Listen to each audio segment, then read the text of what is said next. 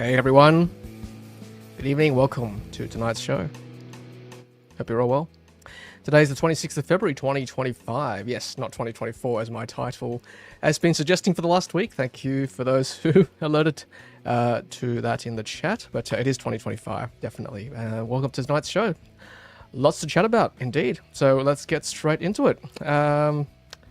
Yeah, so I want to, first of all, just want to quickly thank my sponsors, as always. Let's just get them on the screen. Here we go. So, yeah, thank you to Carloop, of course. Thank you to Riz, who will be joining us very shortly. Data to empower Australia's EV revolution. And also to Hankook, driving emotion. Hankook, specializing in EV tires. So thank you, Hankook, for that. All right, and yeah, thanks for joining us tonight. If you're watching us live, make sure you drop a comment. And if you're watching us on replay, hello as well. Thanks for joining us and watch to the end. Lots to chat about. And if you listen to us on audio podcast, hello as well. Hope you've had a nice day. A bit muggy in Sydney at the moment, but good to be here nonetheless. And just quickly before we jump into saying hello, there is a coupon code for you guys. So we were giving away free tickets for the last couple of weeks, but Origin have kindly supplied to us a free ticket coupon code. As far as I know, there is no limit to how many tickets you can use the code for. So Origin 400 is what you need to do to get some free tickets to Everything Electric in Sydney in a couple of weeks' time. So make sure you jump on that, get some free tickets for yourself, for some family, some friends. Myself and Riz will be there in force over the weekend, so make sure you jump in. All right, lots to chat about. Now, Riz sends his apologies. He is running a little bit late. He's just touching down as we speak into Melbourne. It's been a big week for him. We don't call him Hollywood Riz for nothing. So he'll be joining us in about 10 minutes' time. So stay tuned if you want to hang out with Riz and myself. Riz will be here very shortly. All right, so hang in there. Again, Origin 400 for free tickets to the Everything Electric show in Sydney in a couple of weeks' time. Awesome. All right, what have we got? Let's say hello to some of our regulars at the moment. So let's start from the beginning. Those of you who joined us early. Hello, Hal. Yes, a bit of a late start tonight. We had to cater for myself working late and also Riz also touching down from a busy week back into Melbourne. Hello, Rob. No worries. It is 2025, I promise. Hey, Tassie EV. Nice of you to join us as well. Hello, Andy. Hello, Aaron. Looks like it's warm in Hobart as well. I can see from Tassie's post. Hello, Jean. Hello, Justin. Hello, Andrew. Oh, hello, Justin. Hello, Andrew. Hello, Jason. Nice to see you.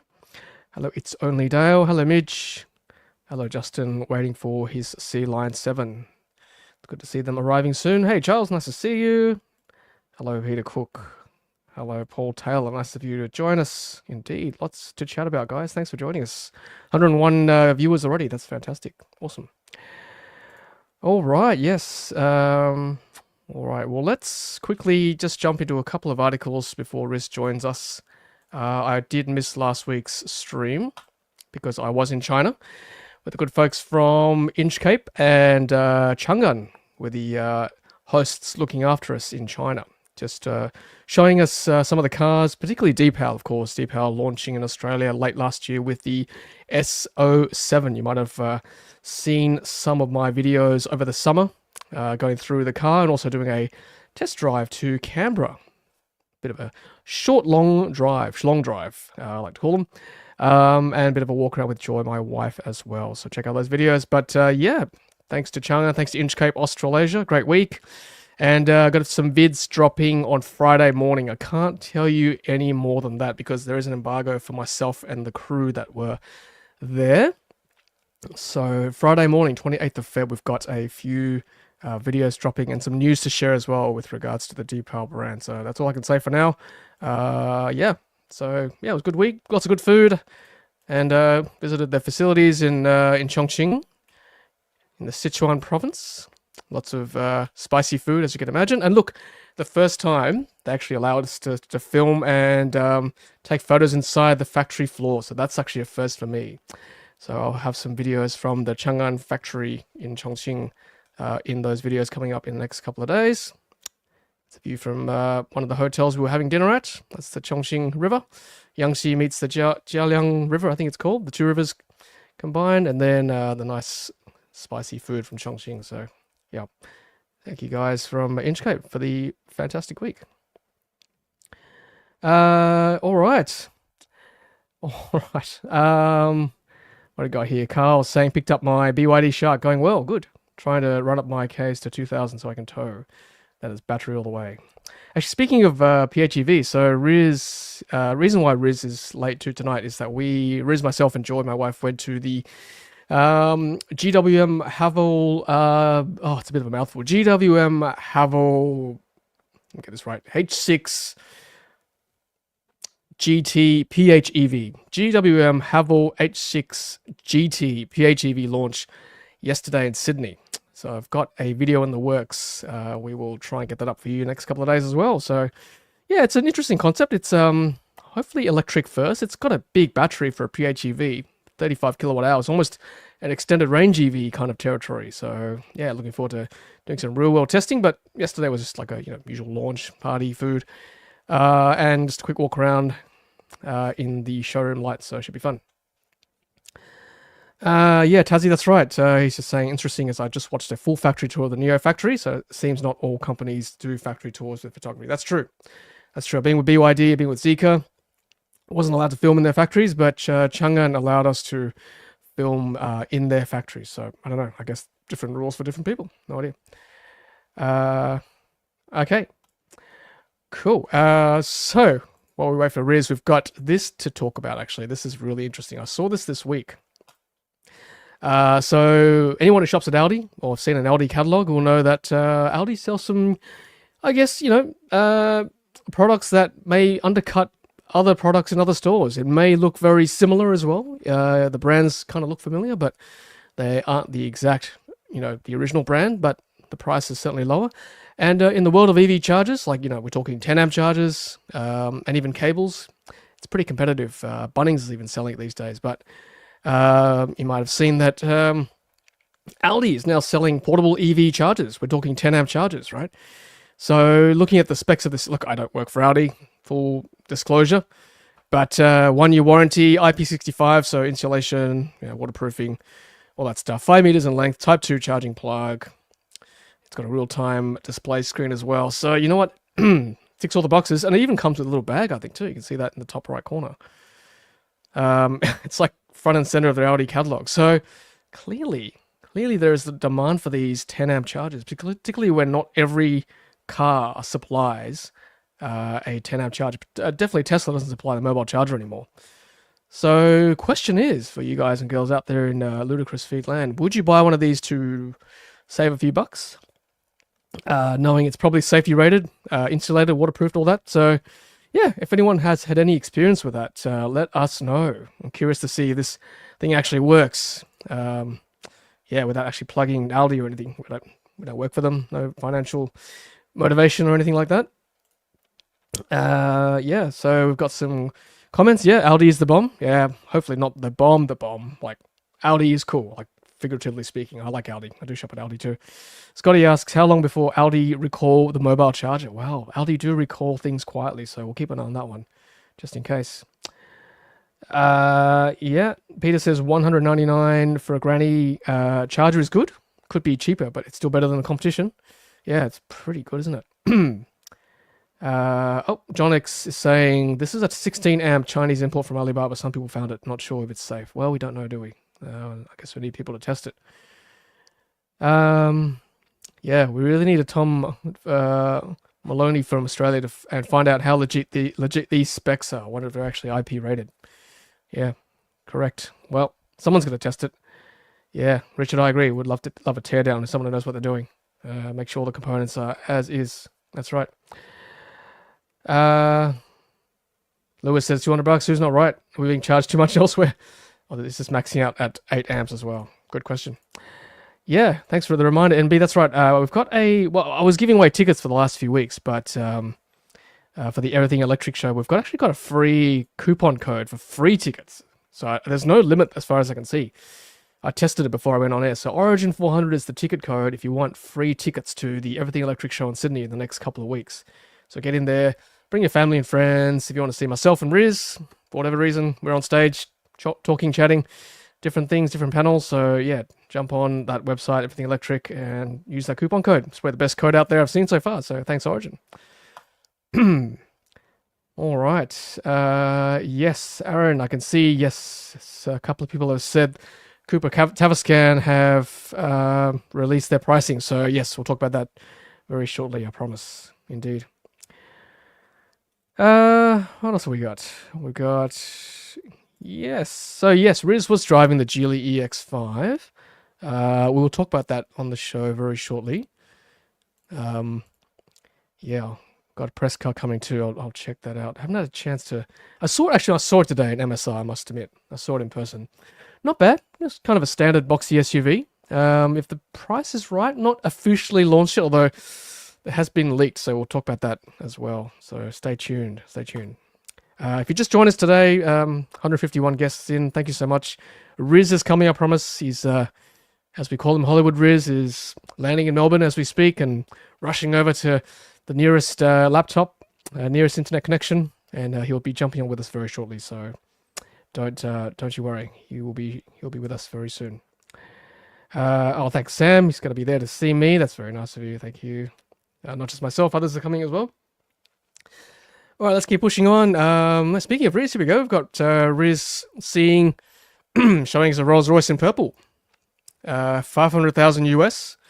Those of you who follow my channel know that I was driving a bluey, turquoisey, grey Spectre mid last year, 2024. It was on the road for $1 million in Australia. So not cheap cars, but you know, good cars nonetheless. Good fun for 8 hours, I think, I had the car for. Yeah, we'll get Riz to talk about this a bit more, but he was at the drive day for Geely, the Geely EX5, which is yet another mid-sized SUV landing in Australia. The press cards are out, so I'll try and get one for you guys to drive and review in the real world and so on. But I did do a little bit of a walkthrough with the configurator. The price is not officially out yet, but Riz was at this drive day in Sydney. I think it was last week when I was in China. So that's what it looks like. Yeah, Geely. The criticism I had on my walkthrough video was that it does look a little bit bland. I just got to say real quietly, it's just no standout features just on paper, but I could be wrong. Riz could probably tell us more. He has been to China to check these out too, and the factory from Geely too, so it doesn't look too bad. I kind of think all the screens and all the interiors are starting to look very similar. Just it's not a bad thing. Like, you know, it ticks a lot of boxes, these cars, but it's starting to look very, very same. So it's probably going to be a price war. That's what it'll come down to for sure. Yeah, and here it is, V2Ling, vehicle to load, and powering, I think, a coffee cart and other things to show that it can do the thing it promises, which is vehicle to load. Very handy for you know, for camping or just being out and about, or if you've got a blackout at home. I think, you know, V2L is super handy for sure. Yeah. Hi Tom, when are you going to be doing a test drive of the Sealion 7? I am asking BYD for one. I don't think they've got any press cars yet, so I will endeavor to get one as soon as I can. I don't really like doing dealer test drives. I've done a couple with like Cupra and Mercedes, I think early in the piece many years ago, and even Porsche. I just don't. It's hard because there's someone sitting next to me, right? A dealer. All respect to them, it's hard to get a super honest opinion because you don't want to offend them. I don't want to offend them too much in person, right? They've done me a favor to sit in the car with them and drive around. But the best is having the car by myself or with Joy, my wife, doing the review, saying like basically what we want, giving you guys an honest opinion. So stay tuned. We'll do all these test drives. There's a lot in the market. Honestly, there's so much. It's hard for one person to cover it all, but I'll do my best for you guys. I'll do what I can. Yeah, Sydney EV, I agree. Bland is good for the average Toyota buyer. I mean, yeah, without slagging Toyota too much, you know, clearly you want bland, reliability, all that stuff. That's what sells in Australia and around the world. So, you know what? This could be it. This could be the ticket. This could be the signature move from Geely. The fact that this is bland. It's like every other car on the road. Not a bad thing. Yes. Yeah, old chef. Everything. Hopefully they'll have the new Model Y and everything electric. Now, no, I won't say anything. But go to everything electric. There's a couple of things there. that you'll be surprised. I think you'll be able to see something like, yeah, you'll be able to see it. It'll be there, I'm pretty sure. There's no way Tesla would not have one there, right? It's like a big car show. So all I can say is get down there. There's a few surprises. I think it's definitely worth going. I'm not getting paid by them. Just saying, from what I've seen, it'll be worth going. Definitely get your way down to Sydney.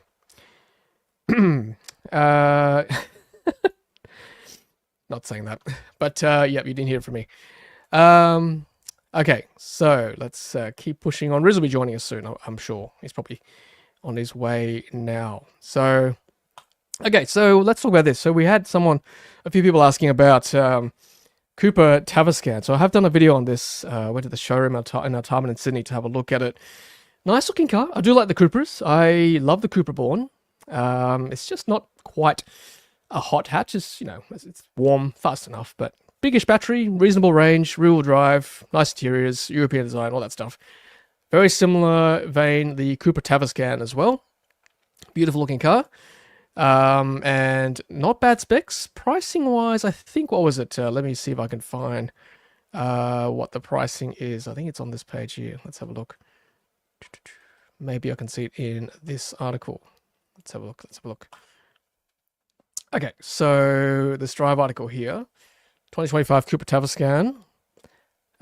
It's saying there is a pricing from $60,990 before on-road costs. So the article says it's cheaper than a Tesla Model Y in Australia. Could be the launch edition. But $69.90, if that is indeed the case, is not bad for a car of this caliber. Let's have a look at some of the pics. So, yeah, Cupra badging, Cupra styling, pretty sporty, pretty aggressive. Yeah, just a nice looking car. So, definitely one worth looking at if you don't want a Chinese brand, even though, to be honest, this is actually made in China. It's the first Chinese-built model from the Volkswagen Group to be sold in Australia in 2 decades. So, probably worth having a look. Let's have a look at the official website. There you go, nice interiors. 77 kilowatt hour battery, 210 kilowatts the rear wheels for the entry level, 534 kilometers of WLTP range. And I'm in touch with the Cupra guys, so I'll try and get a press car again. Another one to add to the list. And pretty sharp interior, that rusty bronze, earthy kind of trim highlights some of the interiors, carbon fiber, all that stuff. So yeah, could be a nice sort of alternative. VW software, which, take it or leave it. Could be a nice alternative also to the Skoda Enyaq. I personally would take this one. I like this look. Yeah. Yeah, very nicely designed, definitely. So, yeah, cool. What do you guys think? Do you want, could this be a nice alternative, again, to the Model Y, to Geely EX5, Kia EV5, Xpeng G6? There's so many to choose from, isn't there? Yeah, finally reliable VW EV, says Sydney EV. Yep. Good question. Is any chance Neo ET9 might be making its way to Australia? Not that I've heard. I don't think Neo is coming to Australia in the Neo form anyway. Maybe is it the Firefly, the cheaper brand? Maybe they'll make an entrance in the export market. But I don't think ET9 or Neo is coming. There you go, Mark B. Thank you. Tocker have announced new Model Y at Sydney, so clearly that's public already, so I can say that to you guys. What color do you think the new Model Y will showcase? There you go. Red. The red one was in Singapore when I was there last month. Looked right in red. Tassie EV says, I love to see the VW ID Buzz. Love to see it in Sydney. I mean, it's already out, right? You can order one. Be great to see one in Sydney. Yes, Richard says, word is that we'll be able to sit in the Cybertruck in EE Sydney. I've also heard that as well. Thank you for pointing that out. Until now, you've just been able to walk around the Cybertruck, but for the first time, I think they might be opening the car up to have a look, so it should be good. And Amazing EV says, Tesla locked in with huge stand at EE. Let's see what kind of crowds they pull at EE, right? If they've got an official stand, or is it going to be a Tocker stand? I'm not sure. Because at the Sydney International EV Motor Show last year, the biggest crowds were at Deepal, Zeekr, Xpeng, all the Chinese brands. The legacy ones, not so much. Tesla, Tocker in the corner, not too bad, but if Tesla's got an official stand, then it'd be good. We'll see. Thanks for your comments, everyone. Appreciate that. Thank you. Lots to chat about, so keep them coming. Onvo, that's the one, not Firefly. Who's Firefly? What was I thinking of? Onvo, that's the one. That's the sub-brand from Neo. Maybe it's Onvo Firefly? No. It must be Firefly and something. Oh, Charles says it'll be Tesla themselves. Tucker will also have a separate stand. There you go. Tesla and Tucker. Wow. Wow. Oh, Sim, that's sorry to hear. We had our EV DC charger cables cut and stolen from the copper Gold Coast. Have you heard of this as a growing issue in Australia? No, not too often, I've got to say. In the US, yes, I've heard of that happening, but not so much in Australia. But I think there was a post this week about stealing or vandalizing superchargers. Tesla will prosecute, or at least press charges if they find. There we go. Thank you, Jason. Firefly is a brand of electric cars established by Chinese automaker manufacturer Neo. Thank you. I thought Neo was Firefly. Thank you. Yeah. Thank you, Richard. Thank you for verifying that. Appreciate that. Okay, so Sealion 7's getting delivered in Australia. Looks like SK. It's got his white BYD Sealion 7. Looks good. Just fits in the garage, I can see. Pretty chunky car. Packed with features. Yeah. I've only driven this on the track in China, so I haven't had a real-world drive yet in Australia on our Sydney roads, but yeah, nice. Look, people always ask me, like, okay, Sealion 7 versus Xpeng G6 versus some of the other Chinese brands. Look, BYD is kind of a bit different in that, like, okay, Xpeng G6, even the Leap motor, which I've got now, depower, they're kind of a bit more contemporary, especially Xpeng, especially Leap motor, like contemporary, almost minimalistic to a degree, like Tesla. The screen is infotainment screen's pretty good, pretty well laid out. Whereas BYD, I guess I've kind of gone more the traditional look. It's kind of got that classier, grander feel. You know, the inside of the car's got that nice stitching, and you know, it just feels like an older, grander Mercedes type car. To take Riz's words when he first saw the Seal in person. Yeah, that's the difference. Yeah, I mean the tech. Yeah, look, the software I think lets me down in the Seal. That's the one gripe I have. It's, you know, if it wasn't for Apple CarPlay, I'd be pretty upset with the software. It's just not quite there. But I've heard it's a bit better with new updates. But at the moment, my software needs an upgrade, needs an update. So yeah, that's all I can tell you. I like the interior of the Sealion 7 and the Seal, and the outside looks good too. Looks very sporty as well. So that's my 2 cents on the Sealion 7. Yeah, Donald saying loving the Seal over the Sealion 7. Yeah, I personally like sedans. I think I'd probably still take the Seal, actually, to be honest. Yeah, John OX, that's right. The Sealion 7's also got an issue with efficiency. If you go for a long drive, yeah, it's pretty thirsty from many accounts, including Beyond. Hardly getting 300 Ks from 92 kilowatt hour. I mean, how fast is Beyond driving? I mean, what if you're only driving 100, 110? I'm not sure. Have to test that on our roads where we can't go that quick compared to, say, Asia or Europe, right? Alrighty. Right. Jason saying Firefly is a great TV series. All right, am I missing something? Maybe Firefly is a TV show. Must be. Thanks, Charles. All right. Oh, I think Riz. I can see Riz in the background. He's just touched down at the airport, get off the private jet. I can see that. Putting his bags down. In the Spectre. Oh, Jeeves has opened the Spectre door. Oh, okay, I can see his Spectre there. Okay, he's walking through the door, turning his laptop on. Oh, okay, Spectre lights are on. Okay, all right, let's get him on. Let's get the man on himself. All right, Riz, you ready? Give us a thumbs up. Okay, there we go. Here he is. The man you've been waiting for. Hey, Riz, welcome home.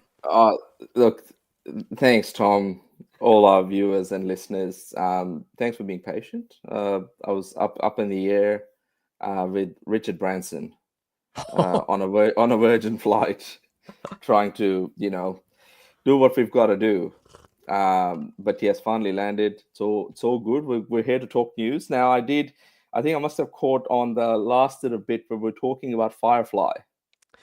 Yes, I'm clearly missing out here. I was just trying to remember what the sub brand from Neo is, and I said Firefly. And I think I'm right.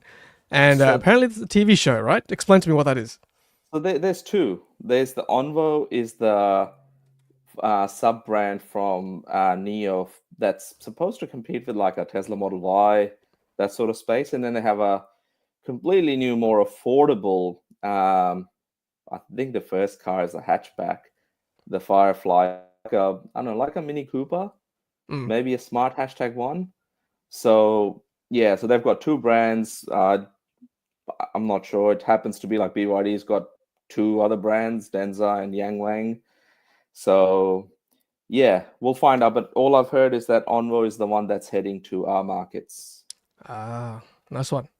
Now, Riz, we sort of talked a bit about other things when you were away. So, one thing we do want you to fill us in on is the drive day you attended. I know you've been to China with this brand with Geely. What do you think about the car on Australian roads? Will it sell well? That's the question. Yeah, so they've done quite a. So what we drove in China back in November, I think it was on Ningbo Speedway.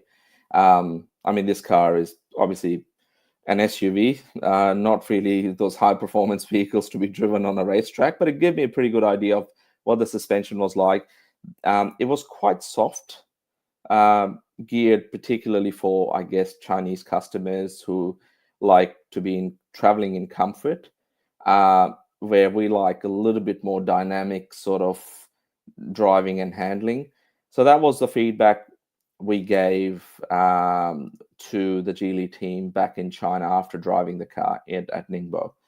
And what they've done since is they've been doing, and they've been keeping it a bit hush hush, but they've been doing local tuning for this car, and it's worked. Like it drives probably, in my opinion, I mean, it's not like a proper sports car, right? But for an Mm. SUV, it drives better than other competitors in its class. So the BYD Atto 3, um, and I guess there's who else is there? The ZS, of course. Mm. The ZS is outgoing now.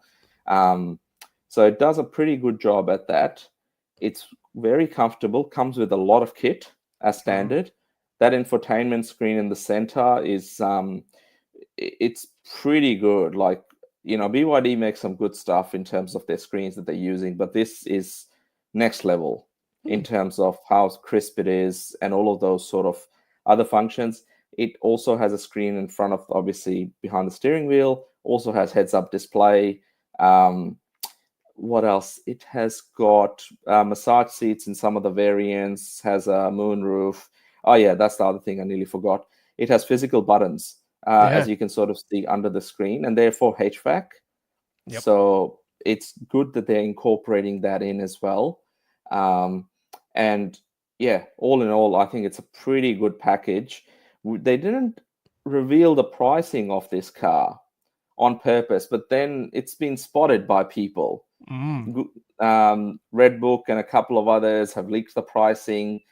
Basically, the base model is going to be around 43,990 or 490, and then 47,490 for the top spec. You get a lot of kit in the base car, like the stuff that you don't get, most people probably won't use. Yep. I can't believe this was leaked on Redbook. It's still there. I mean, I'm showing this live. So 43 grand is it's pretty good, Riz. I mean, on paper it looks great, and I know the styling it's a bit nothing, but like honestly, 43 grand I can forgive a lot. That's like what's Atto 3 now? It's up 40, right? So it's pretty close Yeah, to Atto 3. it is. So the Atto 3 with the essential range starts at 39,990. Mm. This has range of an extended. This has more range than the Atto 3 extended, which I can't remember. Is it 42 or 43 plus on road? So it's Yeah. similar sort of price to this car. One thing that was quite interesting, they did a presentation talking about the product and what they've actually done. They've done benchmark testing against two vehicles. One is the Atto 3, and the Mm. other is the Model 3. So the Tesla Model 3. So they're really aiming quite high. But like the Model 3 is a very, very well dynamically sort of Yep. tuned vehicle in general. And Atto 3 obviously has the space. This sits at, I think, 4.6 meters, which is longer than an Atto 3. It has more It space. is. Yep. And yeah, the fundamentals behind this car are just, I think quite good. It's lightweight, Hmm. using the short blade battery with higher energy density than the standard BYD blade or the latest generation BYD blade batteries. They've done a lot of things right. It's not perfect. Mm. There is small things, but I've been told by the local management that they're working on them. The things that I think that really need to be looked at, and obviously I'm looking forward to your review on it as well, Tom, is the lane keep assist is a bit too sensitive. The speed detection that it does have, I think it sort of bings and bongs 6 times. Mm. But I think they've said that they're the things that the engineers are looking at, and in my simple mind, these are all OTA stuff. Mm. One thing that could be important to people, and it doesn't have it yet, is Apple CarPlay and Android Auto. Yeah. But both of those things are coming via OTA. It's been confirmed. It's in press releases, Yeah. Good. Q2 and Q3, respectively. Okay, interesting. Thanks for that, Riz. By the way, great review. But I mean, yeah, I just wonder why they don't release things with Apple CarPlay and Android Auto straight off the bat. It's just so important this day and age. And for me anyway, I must have phone projection. If you don't have a decent infotainment system, right? No, this is an interesting point because yes, it is critical in Australia. Mm. Like people will literally not buy cars. Many years ago, Toyota was forced into getting Apple CarPlay and Android Auto in their cars. They resisted for so long until customers were literally walking away from the brand. This is in the ice days, right? But now you really sort of need it. It does turn people off. People have all their apps on the inside. This will have it standalone. The navigation, I used it as a backup. It worked well. The voice assistant also is quite interesting, but I'll wait for your review to get a better feel of what this car is. Right, I only drove it for about 4 or 5 hours on the 2 days. One day heading down to Southern Highlands, and the other day coming back up. Okay, no, that's great, Riz. I saw one at MSR today. I was just saying to the guys and girls here, looks okay. Looks like a decent looking SUV. So yeah, looking forward to hopefully getting a loan soon. What do you think about the Cupra Tavascan pricing? $69.90 for the base variant before on roads. Not bad, right? I think it's pretty good. It like we've seen it in showrooms. Like it's been around. They had a left-hand drive version going around in the showrooms. I think it looks good. It will stand apart. Pricing priced well as a base price, $69.90. I guess where does that put it? It puts it cheaper than the launch series Model Y. Yep. We'll touch on that pricing a bit later because the non-launch series Model Y pricing has gone up in a few parts of Europe. Gone up? Gone up as in gone on the website. Oh, gone live. Yeah, right. Yeah, gone live. Gotcha. But at this price, I think it will do well. The challenge this car has is I feel it's a last generation platform. I think it's based on the MEB platform. I may be wrong, but I feel that's what it's based on. And they were the ID4s that New Zealand got like maybe 2 or 3 years ago. So that's the only thing. But styling wise, looks wise, we've sat in it. It's all the package is there. Yeah, I agree. Cupra, they just make great cars. Cupra Born, Cupra Tavascan, even the ICE cars, the Fermenters, they look really good. I agree. The VW software just lets it down completely. Right, it's such a letdown when you get in there. It's like, oh man, this feels like it's should be in the last decade. So I don't know. I don't know how proactive VW are going to be with updating the software, but I'm not holding my breath. That's for sure. Let's take some comments from the audience here. Great to have you with us, Riz, as always. Much appreciated. Yeah, Sydney EV, that's probably a reason why, it's a cost issue, right? Manufacturer has to pay Apple for the chips to be used, hence Tesla don't have, I think Tesla don't have it because of other reasons, but it's probably because they want to develop their own, paid subscription too, but it makes a big difference to me. All the press cars I have Apple CarPlay for sure. So speaking of the chipset, geez, the viewers will probably start to think I'm getting paid by Geely. But it's using a Chinese built. There's a company that Geely, I think, either invests in or partners with called Flyme or Flyme. The chip inside this car, the EX5, is a Flyme chip, and it's benchmarked to be better than some of the more Snapdragon and other chips that are sort of what's used by most manufacturers. Okay. And it was pretty good. I mean, I don't know what else you can do in a car with that type of chip, but switching between apps and doing all that sort of stuff was very smooth and seamless. So hoping, well, the good thing is that even that chip supports CarPlay and Android Auto. So once it does land, I'm sure we'll probably have a follow-up review, Tom, from yourself. Yeah, it should be good. Looking forward to it. Now, speaking of Model 3 earlier, let's quickly touch on this. I think it's worth mentioning here that there is a class action happening with Tesla vehicles, particularly those cars built after 2021 over phantom braking. Now, if you're new to EVs, you may not know what this is, but those of you who've owned a Tesla or even know about EVs over the last few years, you know what phantom braking is. It's that unexpected, sudden deceleration when you're driving with apparently nothing around you. I must say, it hasn't happened too often to me when there's nothing around me. It's happened to me when I've tried to overtake like a large vehicle on the highway.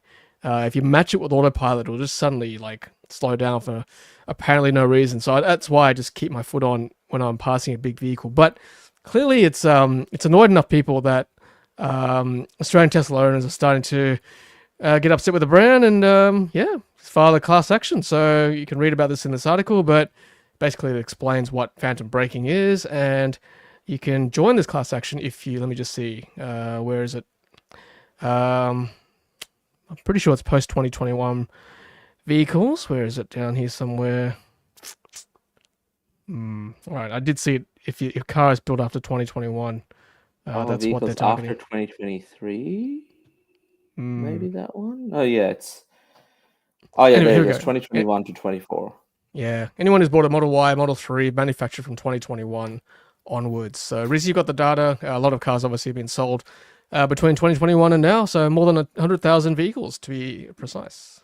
Yeah, that's going to be quite interesting to see what comes off this, but I have a feeling that this has been fixed, and it's maybe dated news. I don't know. I haven't experienced. I mean, then again, I'm driving a 2020 model car, but and I have not heard reports of other things. So yeah, I'm not sure.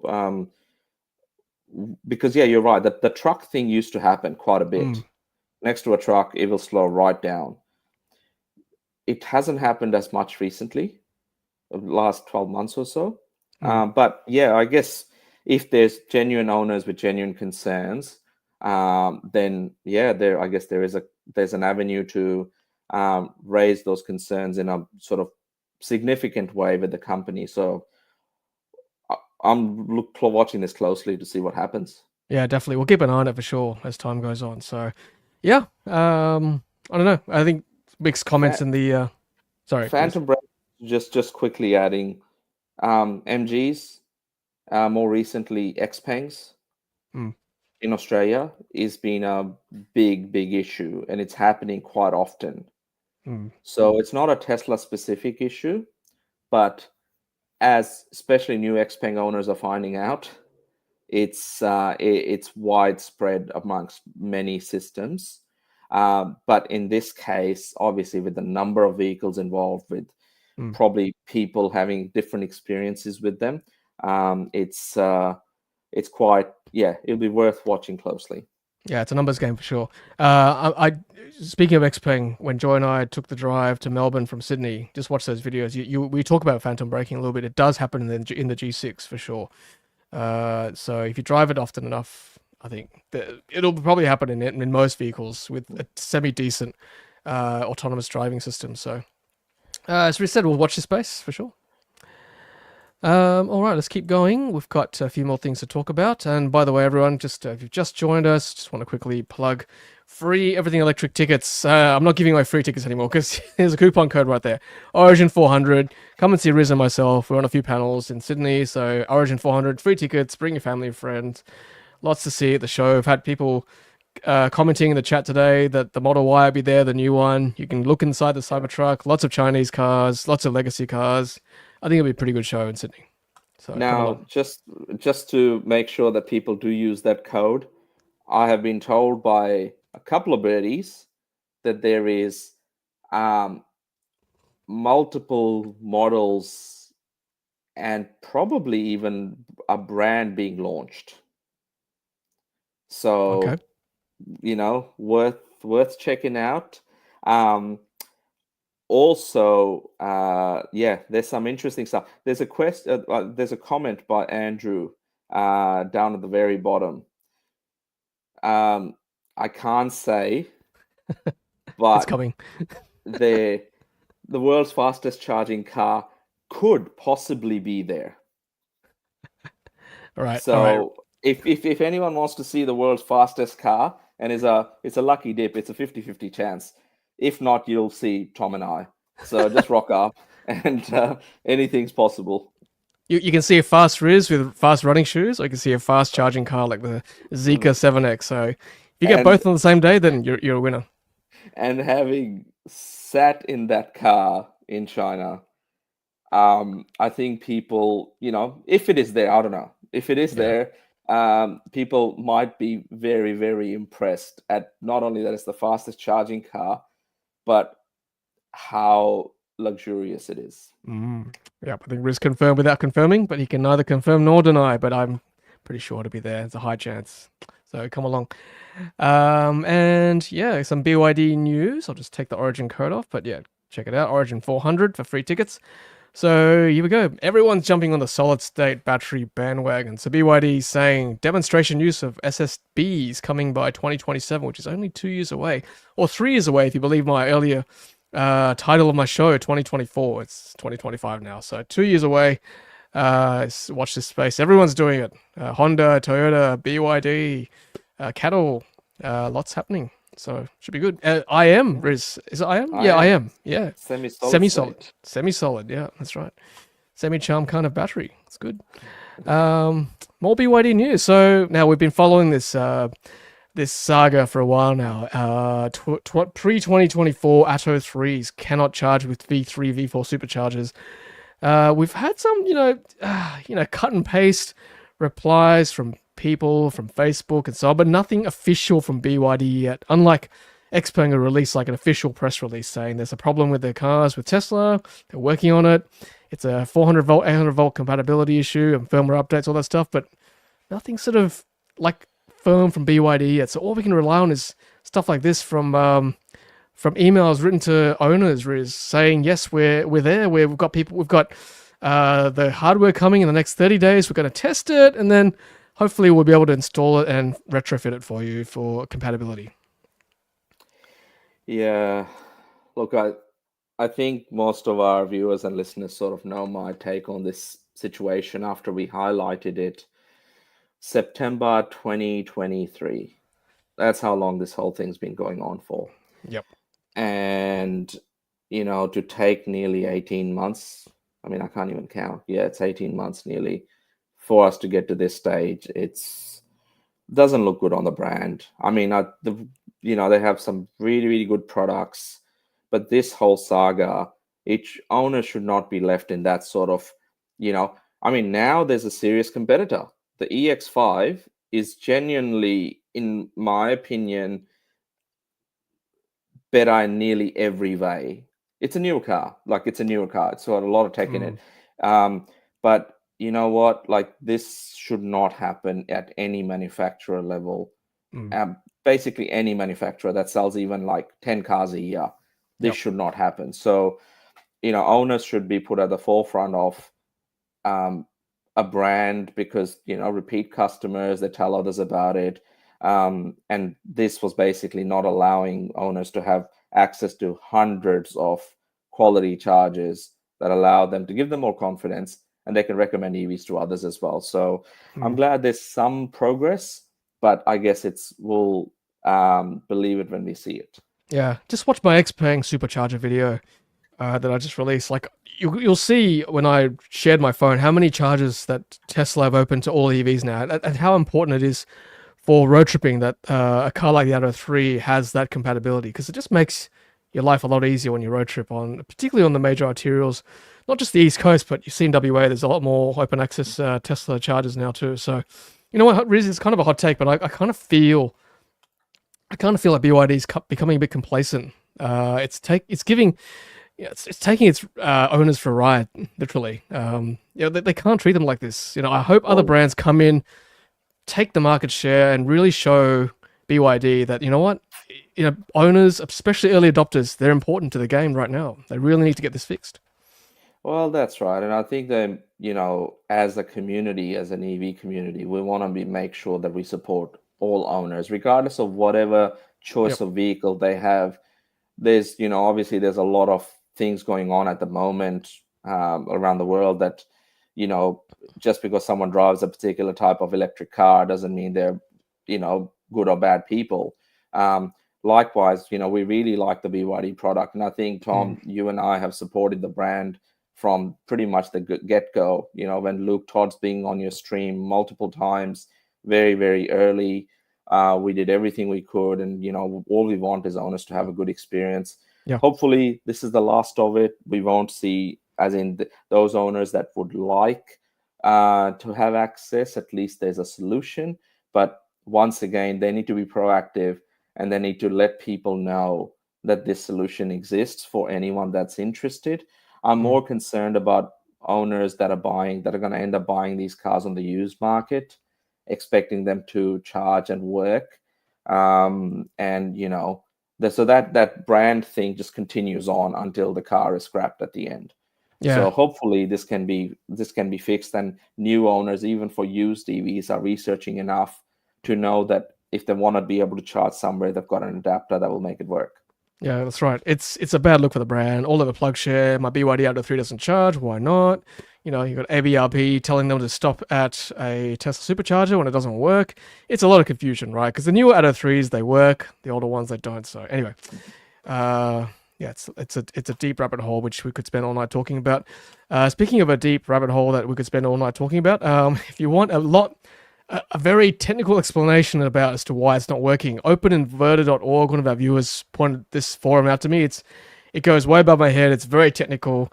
I don't have probably enough knowledge to know, but if you really want to know why it's not working, and actually someone in the forum is actually working on an adapter.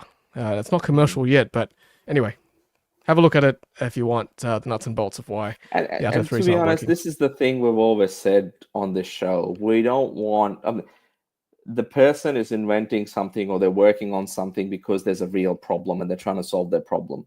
But what we don't want is third party. You were talking about electrical systems. You're talking about, we don't want third party. We've all heard about scooters that were bought off Temu and whatever that, don't always work and don't always charge the way they're supposed to. But yeah, we want genuine solutions. And ultimately, this is going to bite BYD in a bad way, because people will rock up with vehicles asking for warranty claims on things that, could have been avoided. So anyway, I think there's progress, which is great. So thanks for sharing, Tom. Yeah, no worries. Let's keep moving on. So Tesla for self-driving has entered the chat in China. So that's a huge step forward. So we've got North American markets, so obviously the USA, Canada, and now this is the first market outside, I think, Riz, is that right? Outside the US and Canada to test FSD? Couple of things. Now I'm going to try and contain myself on this because it's blown my mind in so many ways. Firstly, US and Canada had it.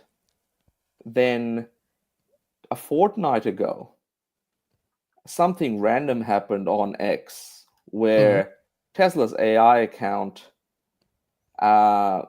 basically tweeted, "Hola, Mexico." Okay. So they and owners had the software and they were driving around in Mexico. Right. So that was fortnight ago. This is much bigger because basically there were many things that people and experts, autonomous vehicle experts, said that this system will not work. The Chinese OEMs or car makers said FSD is going to be useless in this country because it doesn't understand scooters. It doesn't understand so many other different complex road things. You and I have seen it, and those viewers that have seen your videos have seen how complex some of the things are. We've just been to big cities there, right? Yeah. It launched, I think, Monday or Tuesday. So owners started to get it. All of a sudden, there's videos on obviously Chinese social media. The same videos have made it onto, there were live streams that made it onto X. And this is a good example of just that thumbnail there. It's an owner. I'm not sure where they are in China, but they basically just got their hands up and they're very close to the steering wheel, just showing how the car navigates through different things. So ahead of them, there's a construction zone, even in that photo there. It has to go around the construction zone and literally turn left and go around it to avoid crashing into it, because that was the old road. So it does all of that pretty remarkably in this video. But in general, this is really, really big, because not only is it a market, it's the world's biggest car market. It also has a lot of Teslas. Tesla sell more in China than pretty much anywhere else in the world. And the other big thing is a lot of people said it couldn't be done because of the LiDAR, and Tesla's only uses vision only. It's working, and it's working it's pretty much, the experts in China are saying it's like for like, or very close to what you're going to find in FSD in the US. And Tesla could not train a model in China. They couldn't train the vision models. Elon said in one of the last, one of the investors asked the question, why, like, what timelines in different markets? And he sort of said something that was very interesting, which is that we can't take footage and train our models in the US for the Chinese market. We just can't do it. It's not allowed for us to do that.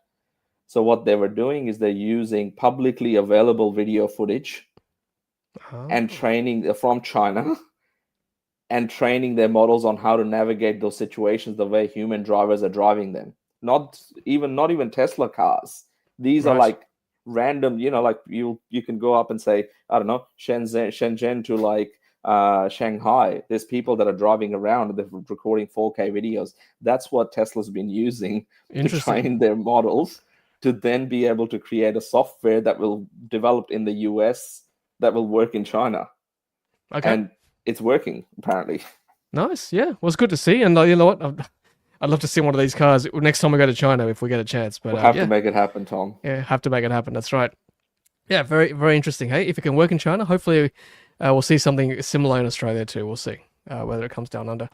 Apparently people are saying it's advanced autopilot. Is it the same FSD in the US, or is it a different version? They call it City Autopilot. But there's people, so there's a gentleman on X called Chris Zhang. He is very, very well versed on many things FSD. I think he's some sort of an AI machine learning engineer, and he's very well versed on this sort of stuff. And he gets a lot of cool insights, even about vehicles before they launch, like the Model 3 is going to get a stalk again. So a lot of inside knowledge, and he believes that a lot of the owners are saying that it is based on those enthusiastic people that have seen the videos on YouTube of how FSD works. Their experience in China is it's very similar around the city streets. There's a lot of people that are also in rural parts of China, so where the roads are not as well marked and all of those things. We've seen those videos come on different platforms as well already. So it appears that it's not so much city specific, but it's as close to the FSD that's currently there. Obviously, the system doesn't really know. It's literally dropped. It doesn't know what to do. But it's somehow navigating all of these really complex things with or without lane markings. Yeah, so we'll find out. Yeah, nice. Okay, we'll keep an eye on that for sure. All right, well let's keep pushing on, Riz. A few more things to talk about. So let's talk about supercharger and DC charger sighting. So let's start with this one. Tom Drew from Tesla showing us that the Narrabri supercharger is now open for stalls. That's great. Open to all CCS2 once again. This is why it's important that your car can charge at a Tesla supercharger. most reliable network in the country. Lots of stalls at each location. Helps your EV road trip.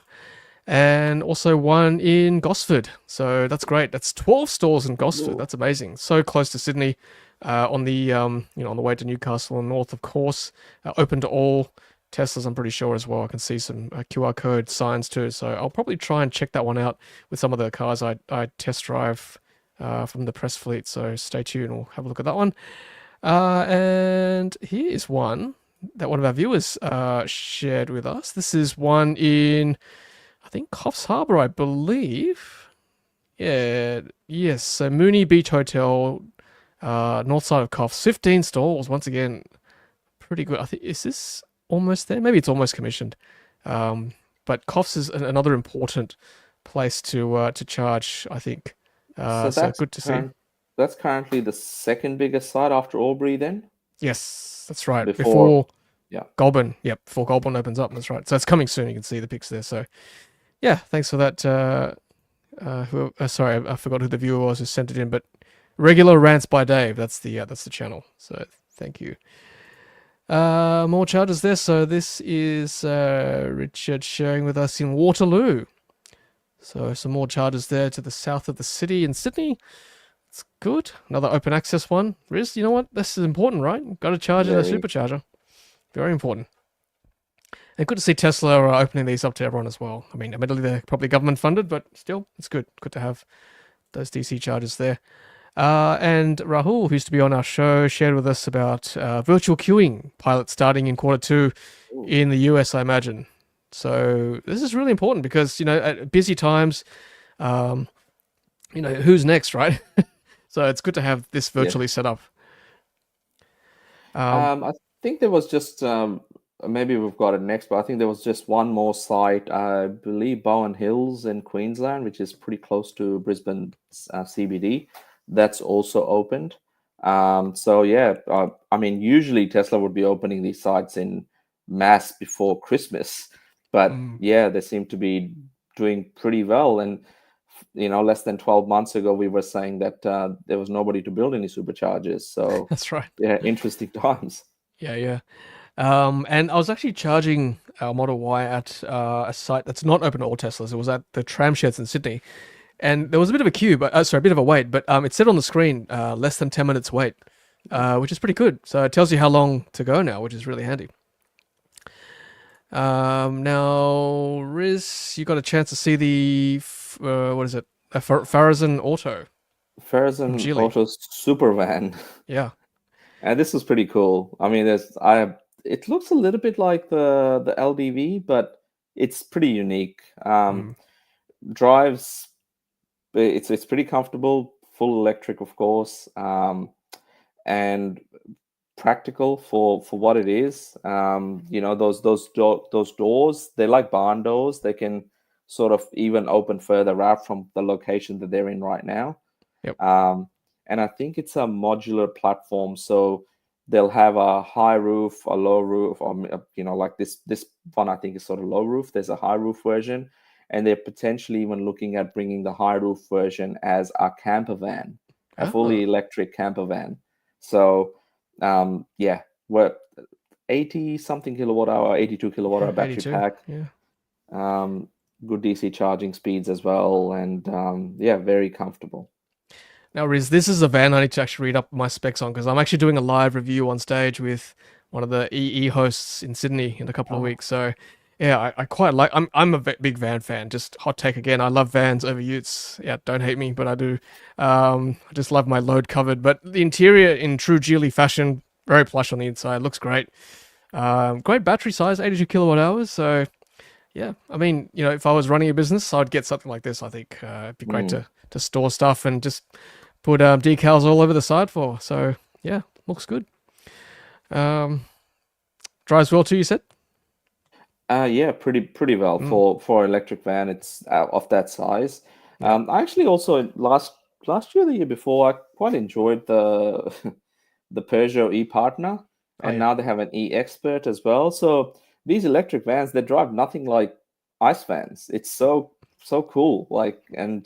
We always have to remember, this is someone's office for 8 hours a day. Yes. That's And very true.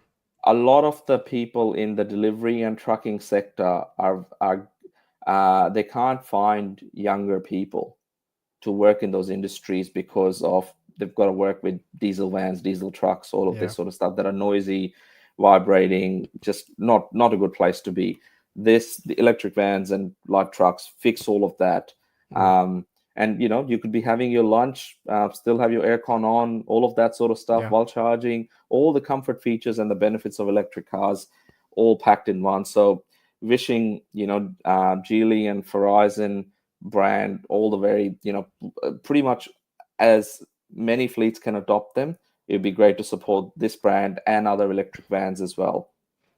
I mean, I've hired ice vans in the past just to like, haul stuff from home to the tip, or even get stuff from furniture shops around. And that you're right, Riz. It's really hard on the back and shoulders. Like, just there's so much rattle, and it's just not a comfortable ride. You just want to get out of those cars, those vans as quickly as possible. But if you got to spend 8, 10, 12 hours on these things delivering stuff, then yeah, you might as well be comfortable doing it, right? Less injuries, more productivity. So it makes a lot of sense.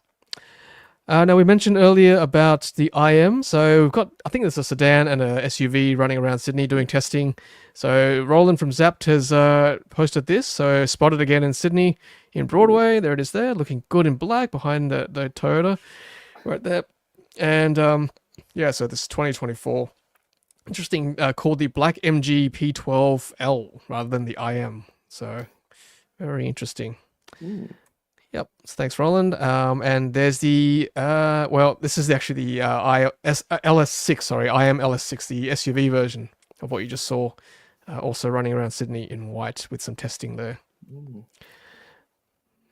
Yep. So maybe it would be rebranded as MG. I don't know. Maybe. We'll find out.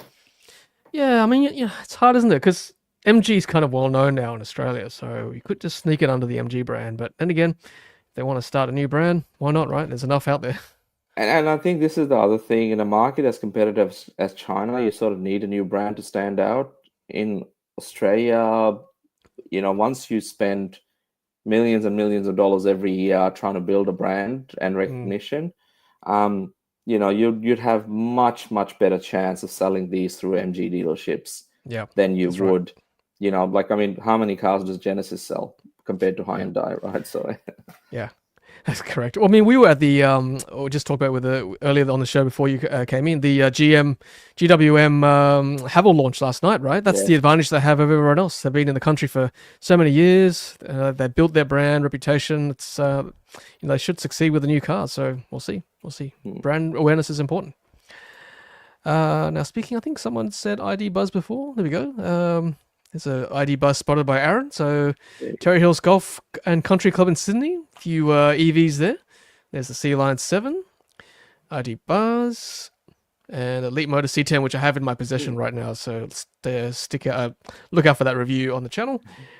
But interesting, isn't it? I'm trying to get this too. So negotiation with VW at this stage to try and get a press car. And hopefully the Sealion 7 will have some press cars available too for review. Just whipping through once again. So thanks, Roland. Yes, the Xpeng G6 10-year warranty deal is back on, which is good. Doubling down on their, reliability and saying that we're going to be in the country for that long. Stick with us, 10 years. It's good. And Roland is, showing that I think he's got a couple of vids coming for the Denza brand as well. There's another one example, Riz. Denza coming as Denza, not BYD. So another brand coming in. Look, to be honest, with Denza coming as Denza, I can understand why, looking at the current distribution model in the country. So I believe Denza is going to be being bought in by BYD themselves. So not the distributor that currently has the passenger car sort of deal. Yep. So I can sort of understand that, but yeah, you're right. It is takes a lot of time, money to get the brand recognition. And maybe they want Denza to be that sort of premium brand that will bring unique vehicles like that, like the People Mover to compete with, the Xpeng X9 that's also potentially coming, as well as the Zeekr 009. Yep. And I think there was an article on Drive this week that Denza will be launched under the parent company, so BYD Yeah. AU, rather than going through EV Direct. That's public knowledge now. So interesting times, not going through the local distributor.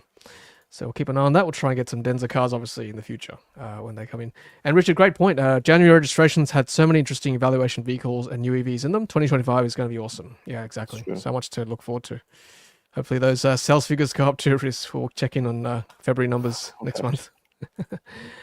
Speaking of another one, Smart, #6. Look at that. We've seen the 1. We've seen the 3. We've seen the 5. And now the 6, the sporty coupe. Looks pretty smart. This thing here. So Smart, for our viewers and listeners, is another Geely company, Geely Holdings company. Some collaboration with Mercedes-Benz. Check out the videos of Smart #5 sort of launch in Australia last year. Tom was there on Tom's channel. But this here, so Smart has got a sedan now. It's very similar in some ways to the Polestar 5, which is also being cited as an evaluation vehicle somewhere around the country. So large sedan, high performance, 0 to 100, I think, in 3.5 seconds or whatever it is. Big battery, quite interesting. So this will join that stable of those large luxury sedans.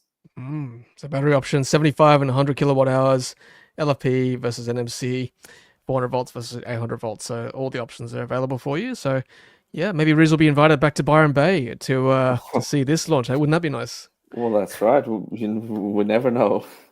You never know. Another drive day, maybe. We'll keep an eye on that. Almost at the end of the show, guys. Thanks for joining us. 207 viewers at this point, which is great. Thanks so much for your support. So New South Wales government, visit newsouthwales.com rather, has got a EV road trip guide. If you want to check out some of the EV road trips they're suggesting. Sydney to Melbourne Coastal Drive, Crown Pacific Drive, which is a beautiful drive, by the way, if you ever get a chance to have a look at that. That freeway is literally, that road is literally jutting out onto the water. It's a beautiful drive. You can walk across that bridge too. So yeah, have a look at that. If you're sort of tossing and turning and umming and ahhing about EVs, there are chargers around. Even though we try to, encourage more chargers, there are some out there. So it's worth checking out if you're feeling adventurous. All right, almost at the end. We've got some Tassie news. Thanks, Charles, if you're still watching. So just to round up the show tonight. So Hobart Airport, 10 new Audi Q6 EVs. There you go, spotted. So Q6 e-tron launch drive day? Maybe. Yeah, Maybe. So they've all got New South Wales plates on them. Yeah. Audi, Riz and I here. You got our numbers? Surely. An invite? What's it called? Something sprung technique.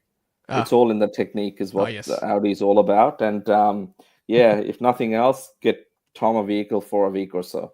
Yeah, that's right. And maybe bring it to EE. It's not too late. Give them a call. And more Tassie news. So Flinders Island, which is, if you imagine Tassie as like an apple, it's like the top right little part of the apple, a separate island by itself. That's where Flinders Island is, and there is a Model 3 apparently there. There you go, charging on the island. Made it across with the Flinders Island ferry to add to the island's first plug share entries. So some very adventurous EV owners out there. It's good to see. Good stuff. Charles is saying the Audi thing is some sort of marketing thing, filming, reviews, who knows? Okay. Yeah. That was you, Charles. That was you. You're the crazy one. That's just got the blue car there. Very good, very good. Well done. Very adventurous. Gene's saying it's. Oh, do I want to pronounce this? Vorsprung durch Technik. Yeah, thank you. That's Audi. All right. Sorry, Peter. That's why I corrected myself. Not a freeway. It's a slow. You want to go slowly on the road. It's a nice road to drive on. Thank you. Okay. Right, one last thing. One more Tassie bit of news, Charles. So Tassie government open up third round of fast charger grants, Oh, focusing on filling gaps and expanding existing sites. Good. More stalls at chargers would be good. That is the existing coverage for chargers in the Apple Island state of Australia, Tasmania. just one quick question for Charles. Any update on the Supercharger in Hobart? Because yeah, we're not sure. Devonport's still the only one. That's true.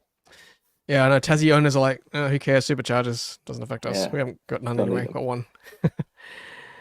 Okay, Riz, I think we might call it quits there. But hey, thanks for joining us tonight. I know you had a busy schedule this week, and you know you were kind enough to join us after your private jet flight and jumping off the Spectre and all that.